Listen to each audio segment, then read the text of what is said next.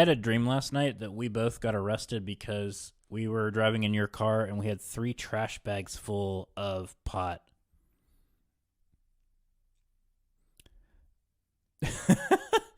And I don't know where we were. I don't know if it was in West Virginia or wherever, but the only other detail I really remember from the dream is that the police officer, in the act of handcuffing us, looked at us and said, "Oh, by the way, I don't believe in the vaccine." Honestly, I mean, look, the bags of pot thing doesn't make any sense, but the other probably does. Yeah, I'd say so for sure. And if it was in Virginia, well, no, it wouldn't still be legal because that's way too much. That's not. I don't think that's gonna be legal anywhere. Yeah, they're not gonna let that slide. Anyway, I wanted to ask you. But what if you're throwing it out? Like, what? I thought it was lawn trimmings. Like, look, I'm disposing of this the only way I know how, and that's taking it to the dump. Like, I've been socialized to believe that. So technically, I think we were doing him a favor. Yeah. Well, obviously, we are good citizens of our community, and that's how it's reflected in our dreams. What I wanted to ask you, like, in this kind of intro thing here, was I was having a discussion this past weekend with my wife, Kristen, and her brother, my brother-in-law, Clay, about the meaning behind 3 words. Okay. Bub, Bubba, and Bubby. Oh, those all mean different stuff. They do, right? Okay, so I want you to, because I have my own opinions on it. I want to hear from you before I tell you mine what each one of them in their connotation means. So Bub, Bubba, and Bubby. Now, they're all, in my opinion, used to address people. Yeah, definitely. So Bub is usually referred to as like a younger male or like somebody you're related to, like your brother or maybe a cousin, even like Bub over there. I guess it could be a really close friend too. What were the other 2? Remind me. Bubba and Bubby. Bubby reminds me of a grandma. Wow. Yeah. Interesting. Reminds me of that reminds me of a grandma. And then Bubba, I think that could mean 2 things. Maybe you call your grandpa that, but also Bubba has that like connotation of like old Bubba over there, like a guy like maybe you're not fully aware of who they are, but maybe it's like a big burly dude. That's Bubba over there. Okay.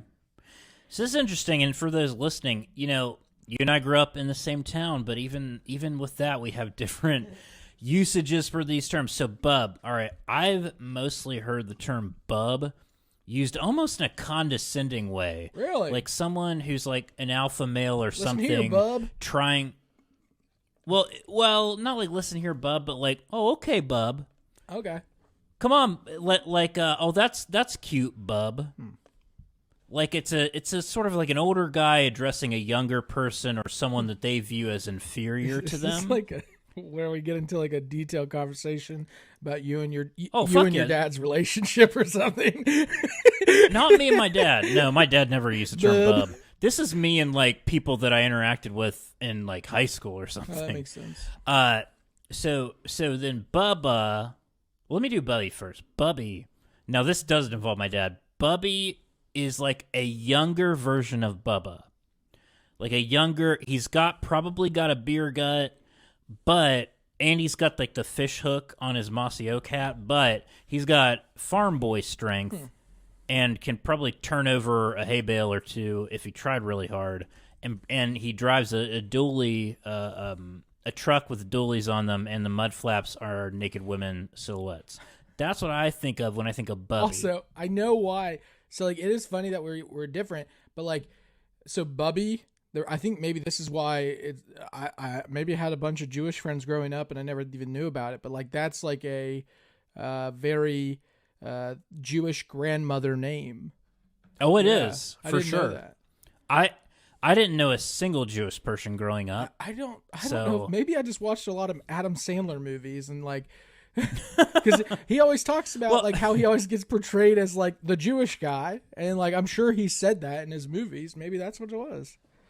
It might have been. I literally did not know a single Jewish person growing up in Parkersburg, West Virginia. I didn't know many. But you are right. Like I have definitely heard that. But I in didn't our realize it. Yeah. no, I mean no, it's fair. In our context, though, Bubby, at least for me, referred to that Bubba was sort of an older Bubby, and Bubba was kind of almost a term of endearment and respect that you bestowed upon an older man, typically, who would also have the beer gut and the truck with the dualies and everything, but he'd be kind of like the guy that would be sitting in a recliner with maybe like a Miller Lite, or honestly could be even a Miller High Life, if I'm being honest, and he would sit there and he'd be the kind of guy that would say, "Boy, I tell ya," and then rip into like some story from his youth. I think probably the reason why we have such different. I'm starting to think about this now. I honestly think because growing up, all I did was watch like pro wrestling, and people who were named Bubba and pro wrestling, they were like a lot of them were the heels. They were the bad guys, right? So that might be why I associate that with a negative connotation. Is like, there were guys named Bubba who, sometimes they were the good guys, but most of the time they were the bad guys. So, right. So maybe that's why. But yeah, I could see both. Besmirching the great name of Bubba. I don't know anyone actually named Bubba. I have met legitimately. I've met Bubba people Gump. where their given name was. That's different. I've met legitimately met people where their given name, their Christian name, was Bubba. Wow. 2 B's, 3 really if you count all of them. Government name. Anyway, so we got a great interview today. I had the great pleasure of talking to Crystal Wilkinson, who not only is the Poet Laureate of Kentucky, but she's a black feminist writer from Eastern Kentucky, Appalachian Eastern Kentucky, and a proponent of the Affrilachian poet movement. We've talked about it on this show before. Her work her work has primarily been involving the stories of black women and communities in the Appalachian and rural Southern canon. I love this interview. So she's got a new book out called Perfect Black, and it's a combination both of poetry and prose that combines a deep love of her rural roots with a passion for language and storytelling. And some of the subjects, God, I can't even talk. Some of the subjects that she talks about in this book, racism, political awakening, imbued with a vivid imagery of growing up in Southern Appalachia. I loved my conversation with her because... So I read Perfect Black before I talked to her, and I'll tell you what, like I said this in the interview, I like poetry because I have ADHD, and it's easier for me to really absorb it and understand it better than like a long, thick book. And so I loved her poetry because it's so vivid and the imagery is so powerful that it puts you like almost in her perspective and her point of view when she's telling a story through it. And it's really cool, and I love it so much. It was such a great conversation. I'm really excited for you all to listen to it. And really quick plug, our friends at the local bookstore Wordplay West Virginia actually have this book in stock online. You can order through bookshop.org, and I will put the link in the show notes. 1, I really want you to order this book. 2, I really would love for you, let me just rephrase that. 1, we would love for you to order this book and support Crystal and just really have a great book on your bookshelf. But 2, we would love for you to support Wordplay West Virginia. They're a great local bookstore in West Virginia. You can go to bookshop.org. You can buy Perfect Black in paperback. They currently have it in stock, and I think they're restocking their hardcover versions. Support a local bookstore. Support Crystal Wilkinson. This is a great book and a great interview. John, any thoughts? Yeah, I'm disappointed I missed this one. Unfortunately, spoiler alert, we have jobs outside of this, and that day I could not leave. So it's just one of those unfortunate things of balancing a job and the podcast. But I do regret missing this. I hope we can have Crystal on again, where I can be in on the interview, because she is extremely impressive and somebody that if you're not familiar with, you need to get familiar with right now, because it's a lot like, our friend Space Gal, right? Because, they're just going up, right? There's up in orbit, just that's where Crystal's heading, all the way up. So get on that train early is all I'm saying. Yeah. Anyway, so great conversation with Crystal. I know that you all will love it as much as I did. So here is our interview with. Well, cool. Well, I'm extremely excited to talk to you, and so I think usually what we do is I like to start. I'll give you a little bit of background about our show.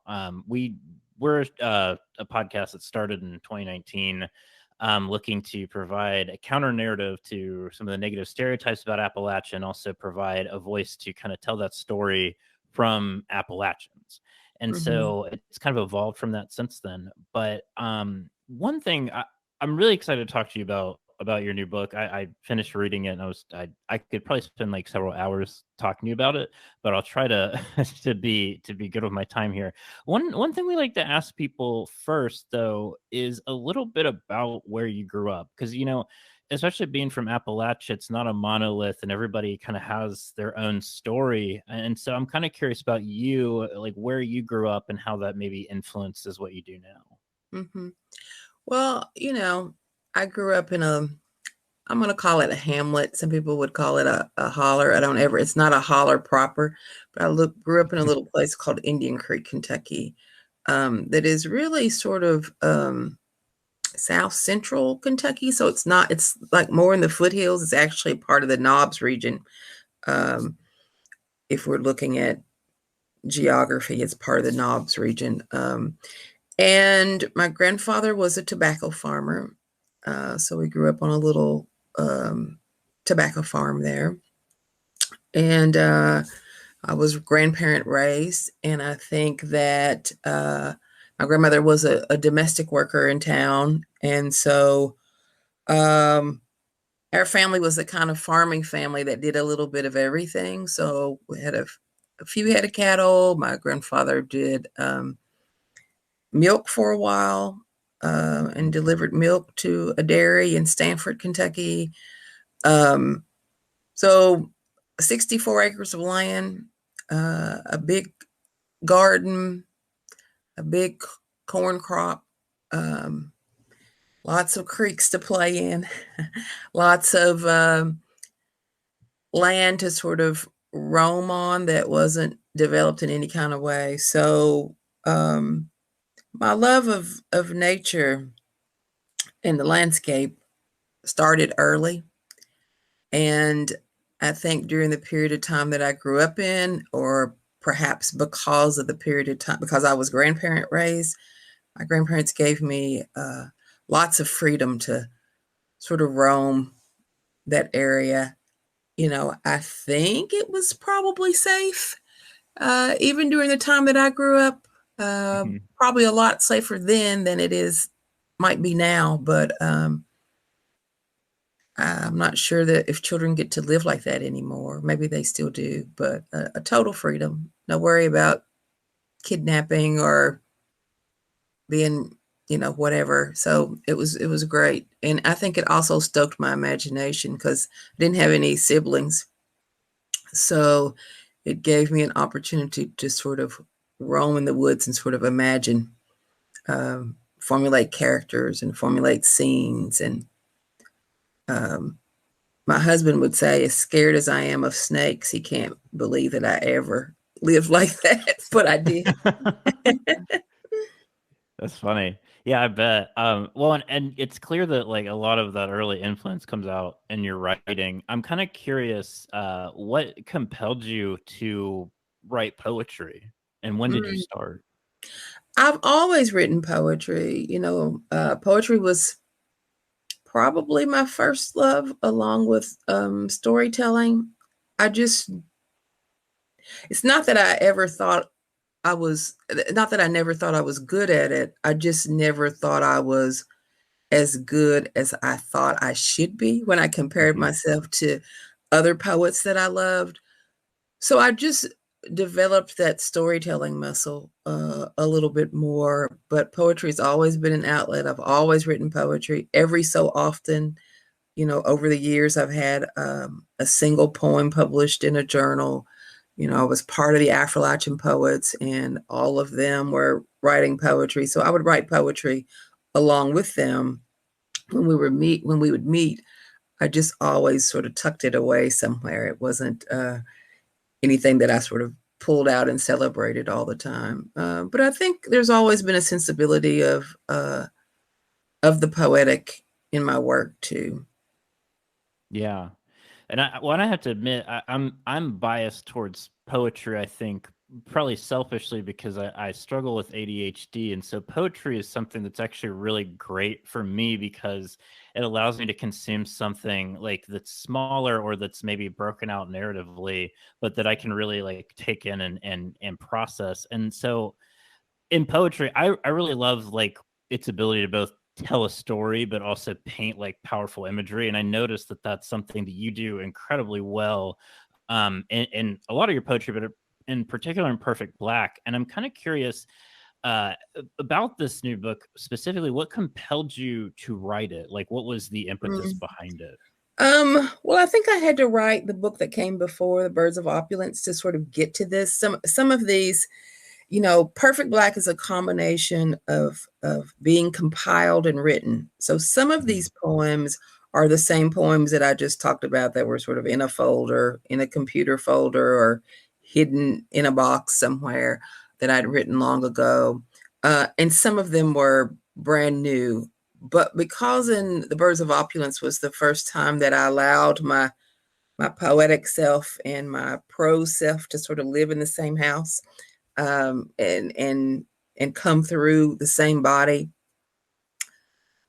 So I had already sort of practiced that in that book, and had these poems available, had written some new poems or written some lyric essays or some lyrics that I began to look at. And what was exciting was, when I laid them all out, sort of like, I actually physically laid them out in the room like lily pads.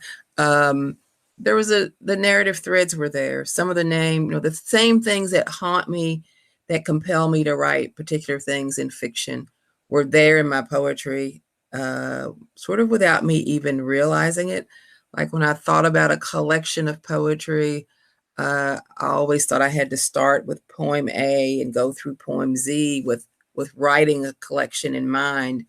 And I don't think I even realized that those same themes that are part of my haunts were there in the poetry until I sort of laid them out. And I said, oh, there's that one. There's this thread of sort of studying and holding up to the light my mother's mental illness, which I think is a reflection of how mental illness is dealt with in small communities and how mental illness is dealt with in Appalachia. There's these issues of race, same thing, how it was dealt with in my family and where I'm from, and by extension, how it's dealt with in America. And so all these themes were there. So I think then I realized that, oh, there is a collection. I do have a collection on my hands. Those same themes are there, and I think they're saying something narratively. So that was exciting for me to see that. Yeah, definitely. And that's it's really interesting how you kind of came up with that concept and put all the pieces together. And I'm wondering if like not to get like too deep in the details, but I'm wondering if you could tell us what the name Perfect Black means. Like what were you trying to get across with just the name of it? There were several. We went through several. Rebecca Gale Howe was one of my early editors on this, and we went through several options. Almost every poem in the book was considered as a title at some point. I think we were very careful because it was compiled, and so we would kind of go, oh, tobacco, no, that's not it. The Water Witch, no, that's not it. And so when we came upon, and it's not even the title of a poem, but when we came upon the poem and I started thinking about the themes, I was thinking about both being Black, being fat, and being country, or being Appalachian, and all how that's been a theme, is the theme of my life, and how at various points in my life, it's always been, well, you're from the foothills, so you're not Appalachian enough. You speak with that twang, so you're not Black enough. You're not the same Black as me. You're not, your body's not perfect because it's not small. And so when I came upon that, I think it serves almost every theme in the book and touches it in some way. And so that's how we came upon the title. Yeah, I love that too. I love that, just like that radical ownership of like, this is who I am, and like, deal with it kind of thing. Because that is an experience I think we've noticed a lot of people have, especially like, you're not Appalachian enough, or you're not this enough, or you don't say it right. And we've even played into that mistakenly at times as well. Um, you mentioned themes. Like, when I was reading this, I noticed, obviously there's a lot of themes, like smaller themes. But a lot of them I noticed were like, it really stuck out to me. Obviously, the church is mentioned a lot. You Mhm. reference family a bunch, and also a lot of trauma and racism, of course, in the Black identity. And on the show and in Appalachia, we try to push back against the negative stereotypes and perceptions, but we also try to find line of not being an apologist, right? And acknowledging the problems that do exist. And so one of the stories you told really stuck out to me, which was, I think it was titled Dig, If You Will, the Picture. And in Mhm. it, you touch on the experience of not just racism, but sexism, sexual harassment, and even rape. And I was hoping you could talk about like that story, or just those themes in general, and what compelled you to write about them. About it. Well,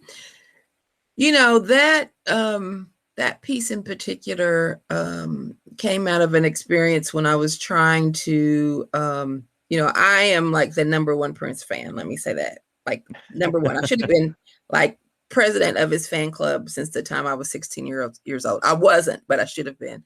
And so when Prince died, and I'm sort of telling this story backwards, but this is how it happened. When Prince died, I got gifts. Like, people, all my friends, people who are not even my friends, know how deep my connection was to him. And so the Oxford American had asked me to write about Prince for its music issue. And so my plan was to write a little something sort of making fun of myself, like being, 50 and really still being a fangirl, like so much that I, Mhm. collapsed and cried when he died. And so I started trying to write this essay in a really humorous way. And what happened was I tapped into memories that made me realize exactly why I was the super fan that I was so young. Um, and all of those themes began to come up, and all of those things began because, my sexual trauma in church had began, a little bit earlier than that, when I was, 12 or 13. That sort of um, teasing and sort of sexual predation on the school bus had begun when I went to school. And so, thinking back on my younger self, all of those things began to come out, sort of around thinking about Prince's music and how I listened to his music at the time. So that's kind of how it started, and it startled me, right?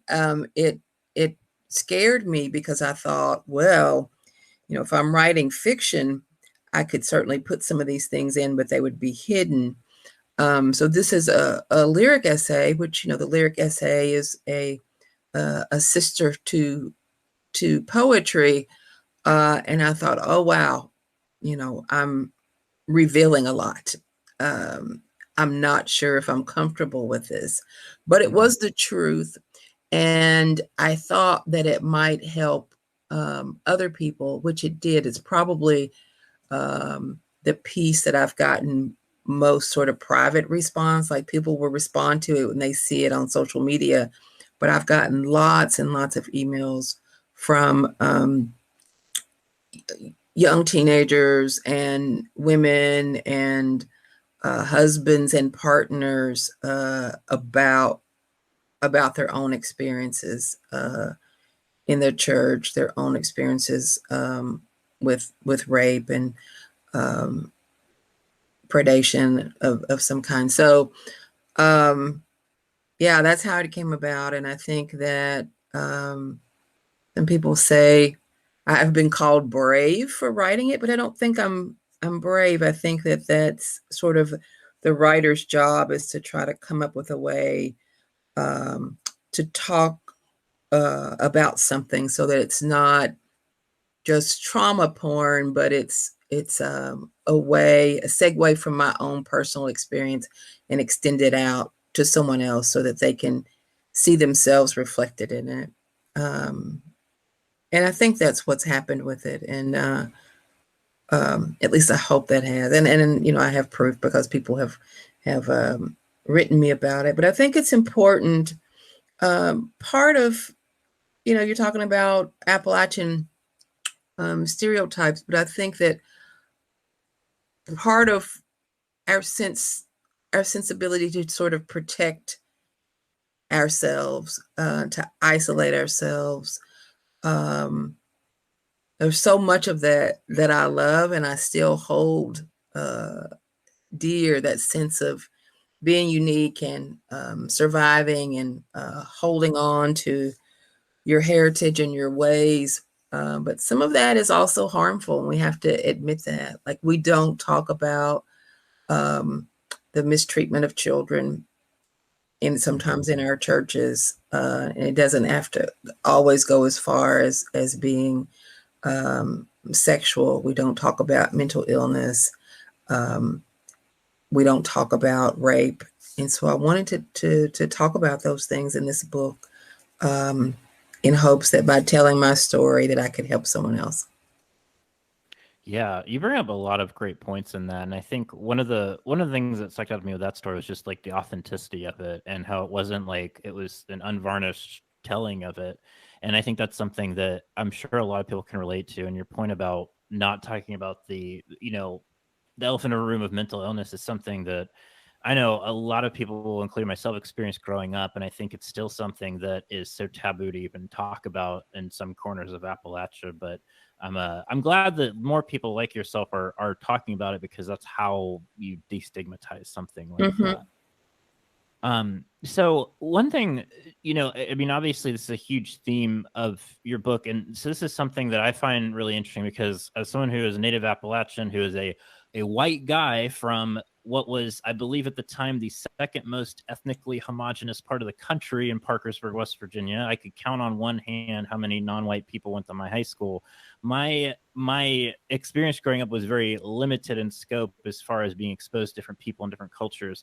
And so when you talk a lot about your identity as a Black person, and particularly as a Black woman, I find it the most interesting because I obviously didn't have that experience at all growing up. And the way that you write your poetry and your prose, it almost puts the reader kind of in your perspective, in your point of view, so you can understand, I think, to some extent what you're experiencing. And I was hoping that you could maybe talk a little bit about that, because I just personally found that so fascinating, so interesting, and so helpful to understand your experience. Mm-hmm.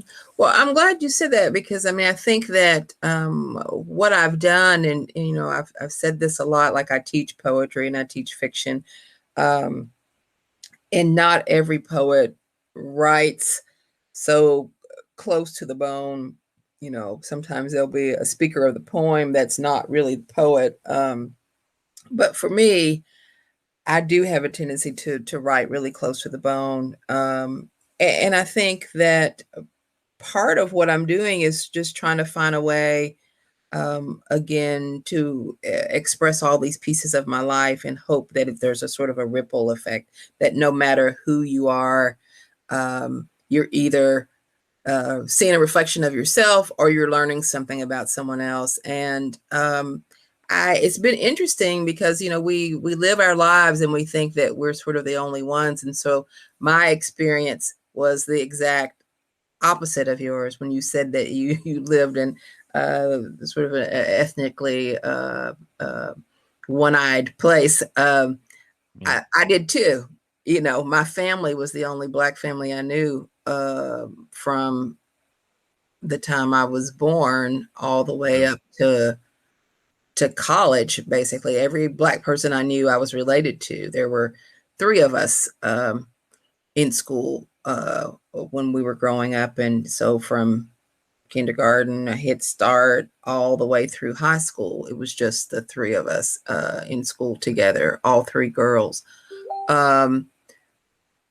So, I didn't know it then, but I now know that there are lots of people who grow up that way, be they Black. I think the majority of the minority in Appalachia is probably Black, but there are a lot of other ethnicities too, be they Asian or indigenous, or I think there are more and more Spanish-speaking people who are moving into those areas too. And I think that that's a unique experience. And it's been interesting since the book's out, how many people that I've talked to who's are excited about that part, because that's the way that they grew up, and they've never had a chance to talk about that. They just say, yeah, that's the way I grew up. I grew up with all, my town was all white, and they've never read about that experience before or had a chance to talk about it. So I'm glad that the book is making its rounds and people can relate to that. Yeah, it's an interesting point that you've talked to other people with that similar experience, because I think the sort of the perception of Appalachia is a very white region, and in many respects it is. But I think that when you hear the stories from people that aren't white from it is so powerful and so important. And I think that's also a natural bridge to one of my next questions, which is I want to know more about you being an Affrilachian poet and what that means, because I think I had never heard of the term until one of our listeners had mentioned Frank X. Walker, and I bought his book and read it and was like blown away by it. It was fantastic. Mm-hmm. So I want to know a little bit about what that means. Like, what's that group? What does that mean to you and to the region? Yeah, I mean, I think it means exactly what you're talking about, sort of, I don't know, for lack of a better term, sort of decolonizing the region. When Frank came up with the term Affrilachian, he had looked in, maybe if you look in an older dictionary, you can still find it. I did my research and found an older dictionary where I saw it too. But, he went to a reading that was billed as, the best Appalachian writers. And I think Nikki Finney was the only Black writer there, and he went, and it was sort of his own sort of, he was being an autodidact, because I think he was a student at the time, or just a little bit beyond being a student. Maybe he had just graduated from UK. And he looked the word Appalachia up in it, and it specifically said white people indigenous to the Appalachian region. And I don't really know if the poem came first or the name of the group, because he had already started meeting with a small group of writers in the King Cultural Center at University of Kentucky. And it just sort of stuck. I mean, he has the poem Affrilachian, and the group was called Affrilachian Poets, even though everybody wasn't a poet. And I came up on them as I was still working in public relations for city government here in Lexington. And I had been writing sort of in isolation. And even though Frank and I, our first cousins, are married to each other, and we grew up about 45 minutes away, towns apart, we never met until then. Yeah. And so getting in with that group was filled with affirmation for me. It was a place that I felt like I fit in, because I had began to write more and to sort of bring my writing out of the closet. I did a lot of professional writing as a PR person for the city, but I'd always written stories on the side and written poems on the side. And that was the first time where I could sit in a room and I didn't feel like a part of myself wasn't identified. So, you know, I had spent a lot of time I'd started to go, you know, work with Gurney or work with other people. And I'd go to some of the Appalachian writers events across the region. And I could relate. I could relate to the food. I could relate to the culture. I could relate to the way that people spoke, but everybody in the room was white but me. I had also been digging around for Black conferences to go to. And I remember one of the first ones I went to, I traveled and went to it. It's a long story, but I had borrowed a car to drive. I had gotten donations to be able to go. I was so proud of myself for getting in, and I went, and everybody was Black, but there was nobody who was like me. And so as soon as I said something, everybody wanted to know, oh, where are you from? And then, you know, this ball would start rolling of like, oh, there's Black people in Kentucky. Yeah, there's Black people in Appalachia. And so coming into the fold with the Affrilachian poets was the first time that I could just sort of talk about the work without having to ask or answer these questions about identity, either out loud verbally, or, you know, sort of in my head, me thinking, I don't know if I really fit here. So it was the first time I didn't feel like an outsider. I'm glad you brought that up because that's such a great point, and it's one that people like me take for granted probably every single day. Where like the only way I can really relate to that is when I've been in a group of people that were not from West Virginia or hadn't met somebody from West Virginia or Appalachia. That's like the only thing where I kind of felt like I was out of my element and had to explain my identity to somebody, but I don't have that experience. And it's something where I think it's really helpful to hear because, you know, for someone like me, it's not something I've ever felt. And to not have that, but then to have that with that group must be really special and really powerful to you, I imagine. Yeah, I mean, it was, especially early on, and of course it still is, but yeah, I mean, I think people don't realize, like I go to of course I haven't during the pandemic, and I haven't for a number of years because I've been busier these last few years than earlier, but I always go to the Appalachian Writers Conference in Hyman, and I've gone, you know, off and on for years. Or other things like that in the region. And there's always a moment, you know, I usually know everybody. It feels like old home week, and people say, well, you know, you shouldn't, nobody's talking about race. It's, you know, it's not a thing, but you can't help but to notice, just like what you talked about. When people bring up certain things, you can't help but to look around and notice that you are the only one in the room. Because there's certain things that people can't you can't have conversations about, or you overhear things and you think, well, do I need to say something about that?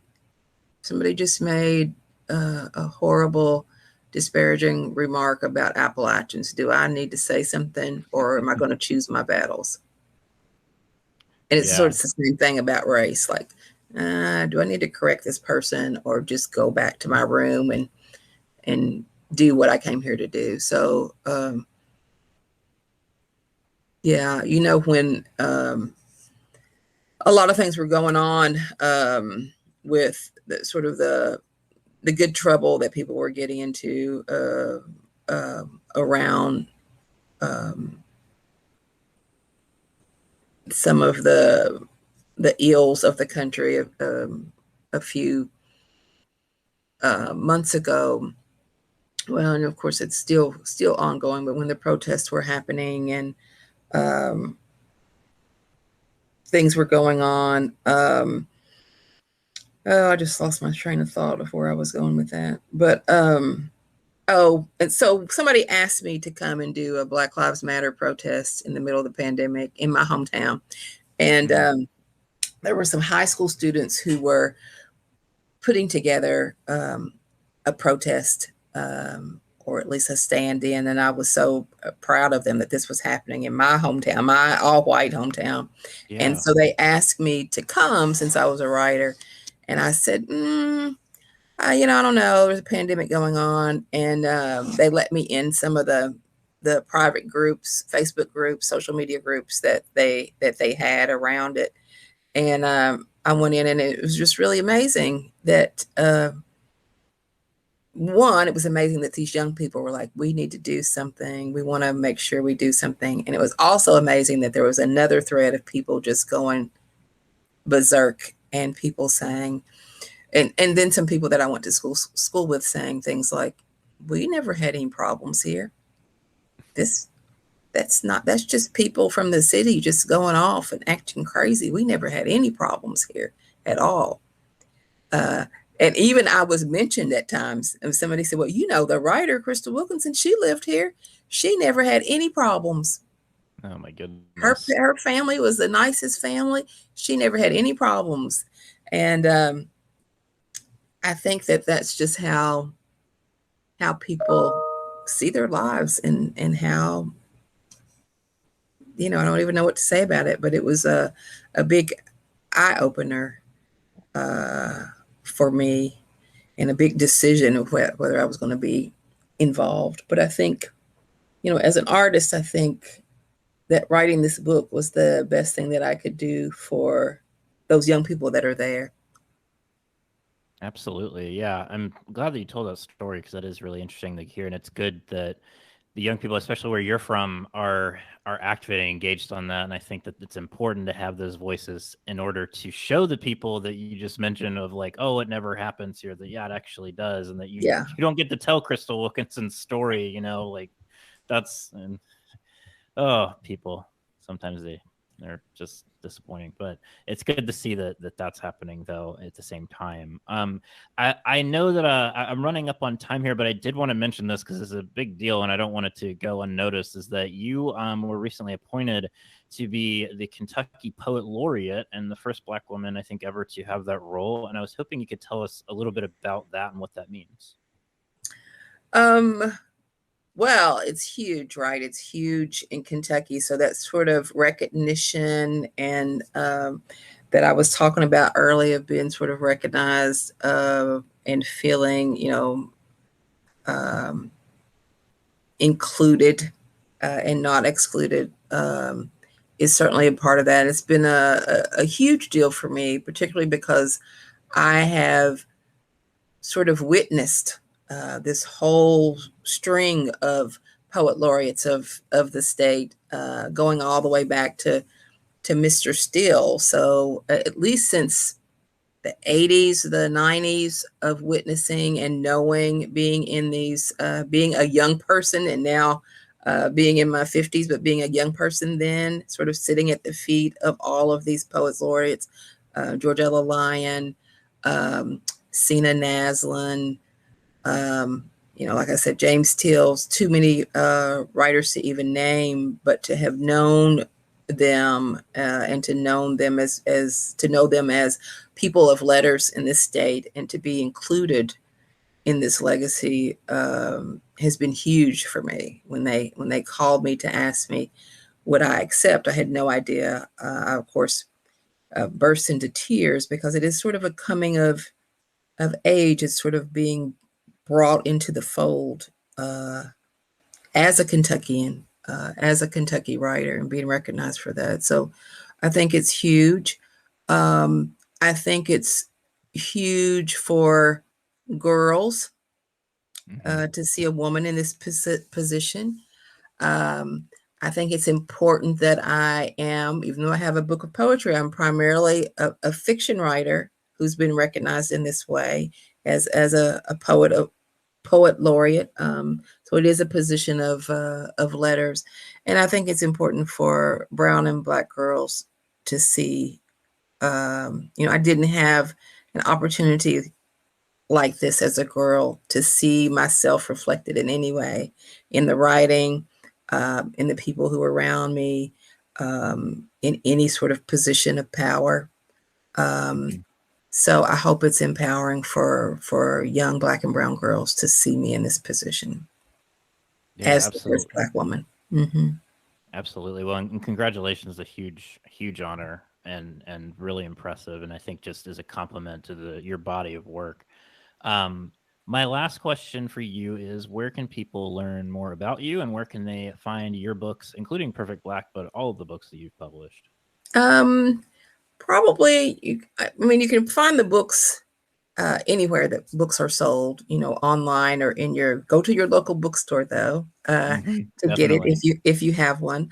But also on my website, crystalewilkinson.net. There are links there to purchase all the books, and there's also some links there about me to get a little bit more information. Well, perfect. Well, I will put all that in the show notes for everybody. And Crystal Wilkinson, thank you so much. I have really enjoyed our conversation. I love your writing, and I'm looking forward to getting some more of your books to read as well. So thank you, and thanks for coming on our show. All right. Thank you. Take care. Bye. Bye.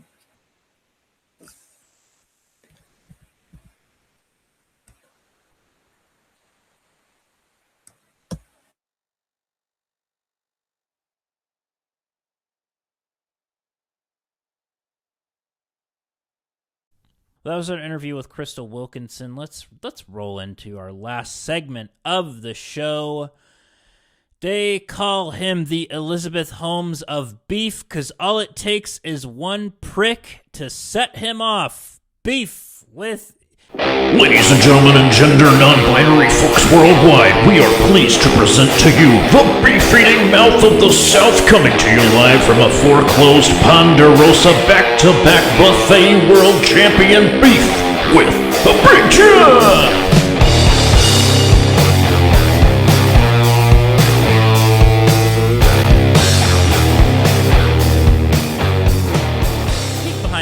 Breaking the fourth wall. Every week I try to try to get a reaction out of John with these intros with the beef. It never happens. I gotta be honest with you. Who is Elizabeth Holmes? Elizabeth, oh my God. All right. Elizabeth Holmes was the founder of Theranos, the sham company that claimed that you could use one pinprick of blood in order to analyze the blood. I remember that story. Didn't we talk about that? I have no idea. Anyway, yeah, this is a while ago. It is, but it's back in the news now because her trial is starting. Okay, yes, I do know who she is. I just didn't know her name. Now I know who it is, though. Well, there you go. So, pretty good. I'll give you that. If I would have, that's on me. I probably would have reacted if I had known that. Well, and prick is a double meaning because it can refer to a prick of blood or someone being a prick. In fact, I was very tempted to say that we are Appalachia, the Elizabeth Holmes of podcast, because one prick made us famous. JD Vance. I got it. But I know. I mean, it would probably be three pricks because most people. The Father, the Son, and the Holy Spirit? You, me, and JD. Damn, that's a sitcom. I was going to say, that's our first book. You, me, and JD. John, damn it, Vince. Anyway, sorry. Go ahead with your beef. I will get off my pedestal. All right. This week's beef is going to be short and sweet. Chuck, you and I, we had a conversation off air, right, about what's going on in Texas, and you and I kind of came to the agreement that our opinion as two straight white males it's not worth people listening to because it doesn't not exactly in high demand. Correct, but this week's beef is not focused on that. It's just me wanting to remind the people listening, all of Appalachia especially, and, the rest of the country, this isn't the one and only thing that they're coming after. This is the start.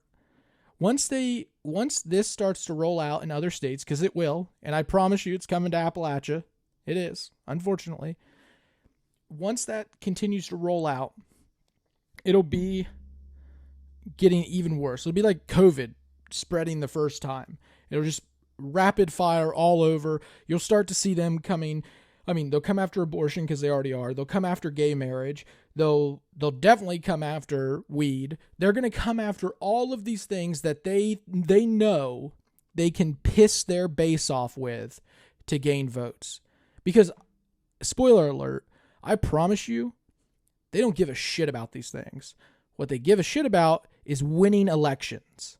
That's why they do these things. So, like, all of the moral arguments that our side makes or their side makes doesn't mean anything because, their mind is made up. They're coming after this because they want to win an election.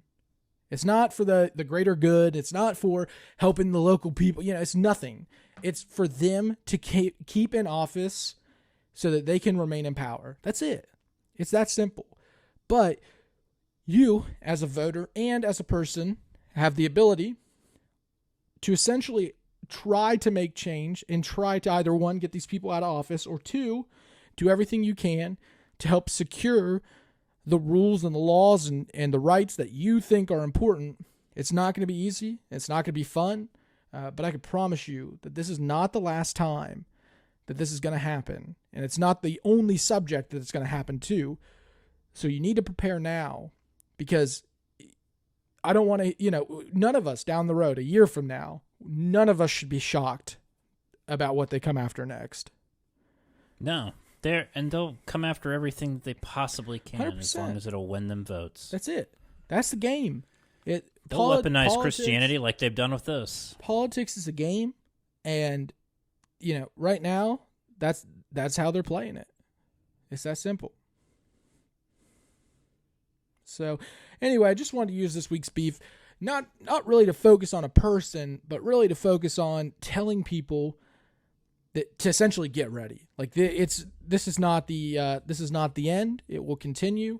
You need to prepare in terms of really working with trying to help people raise money who you may agree with, getting out there, making phone calls, knocking doors, and beating some of these people who are going to try to make your life much worse because it secures them another vote. That's simple. Vote people out that don't reflect your values. That's always a solid game plan. Yeah, but don't wait until 2022 and 2024 to do this. Because Truth. If you wait for the election year, you've lost. It's over. Because these people, it's 2021 right now. Right now, what's going on in Texas is the conservative stump speech that they're going to run on until it's dead in the water. Oh, fuck it. This is a multi-decade campaign 100%. that was started at the local level, for sure. Yep. I hate to see it, but that is very good. That's very good advice. Anyway, let's wrap it up. Thank you all for listening, and we'll be back next week. Follow us on all the social medias. Check us out on YouTube, all the other things. Put it in the show notes. Check it out. And we'll be back next week. We love you. We appreciate you, and have a wonderful, wonderful day.